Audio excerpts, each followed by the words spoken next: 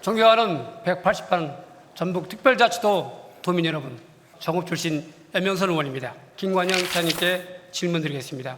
언론 인터뷰 중 김관영 지사께서 연이에 발생하는 갑질 문제가 소통의 문제라 말씀하셨습니다. 지사님의 말씀은 갑질을 당한 하해직에도 문제가 있다는 것으로 해석될 수 있을 것 같습니다. 이에 대한 지사님의 입장을 밝혀주시기 바랍니다.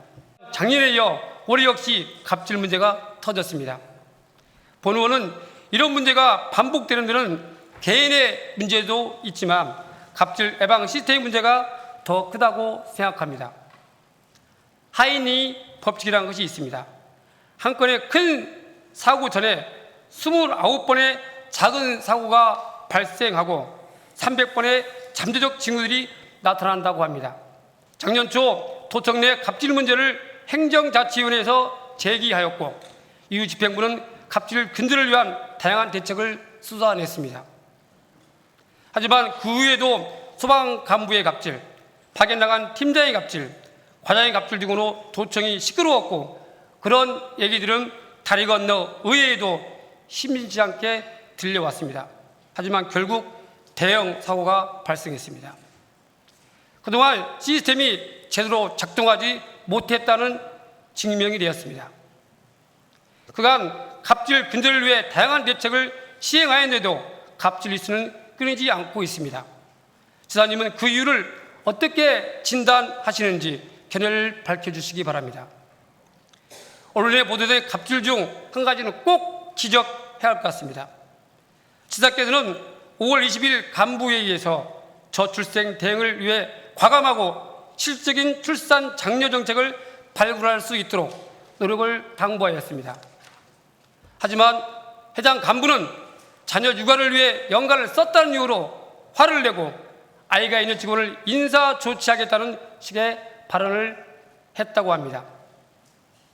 본 의원이 파악하기로는 해당 간부뿐만 아니라 다수의 집행부 간부가 여전히 심심치 않게 이런 발언을 하며 직원이 연가 사용 시 눈치를 준다고 합니다. 최소한의 기본도 지키지 않는 조직에서 어떻게 과감하고 실질적인 출생 장려 정책이 발굴될 수 있을지 의문입니다. 갑질 사건이 이슈화된 이후 지사께서 직접 직원들과 소통에 나섰고 본 의원의 도정 질문이 끝나면 집행부는 새로운 대책을 마련할 것입니다.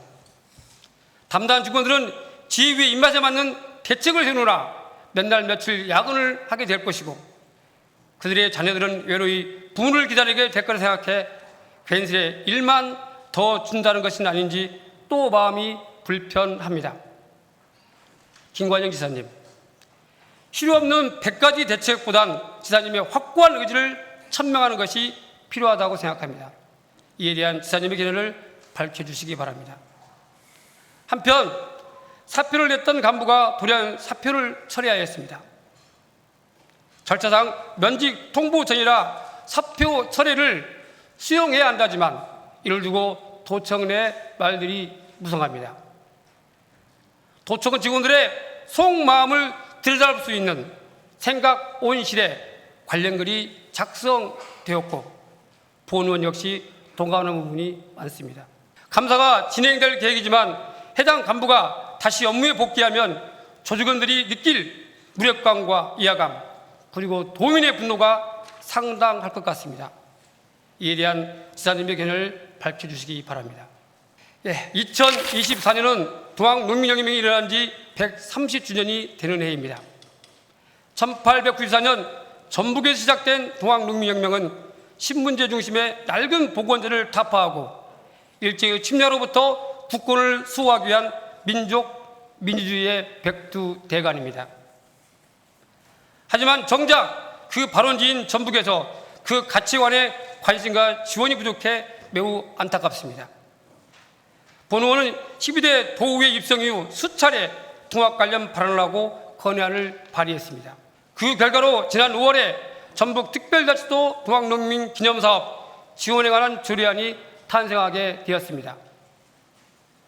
다만 본 의원이 접수했던 원안에 포함됐던 유족수당 부분은 집행부의 삭제 의견이 있어 최종안에 포함되지 못했습니다.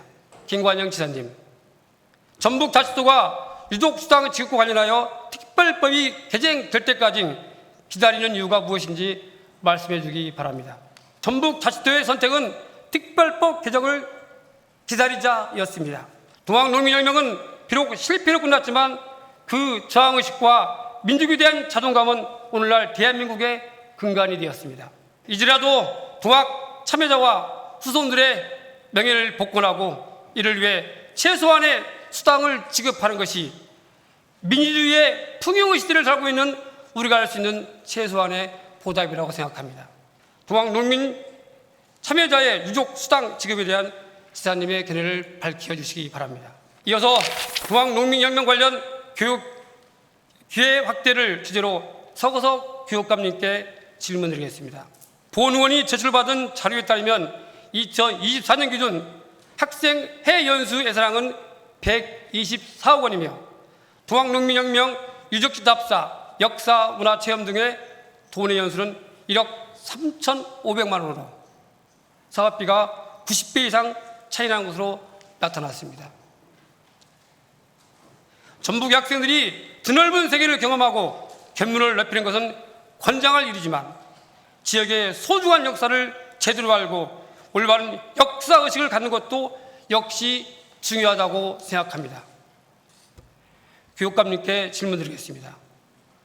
도내 곳곳에 역사적으로 의미 있는 공간들이 많음에도 학생들이 우리 지역 역사를 제대로 인식하고 관심을 끌기 위한 교육적인 노력이 부족하다고 판단됩니다. 이에 대한 교육감님의 견해를 밝혀주시기 바랍니다.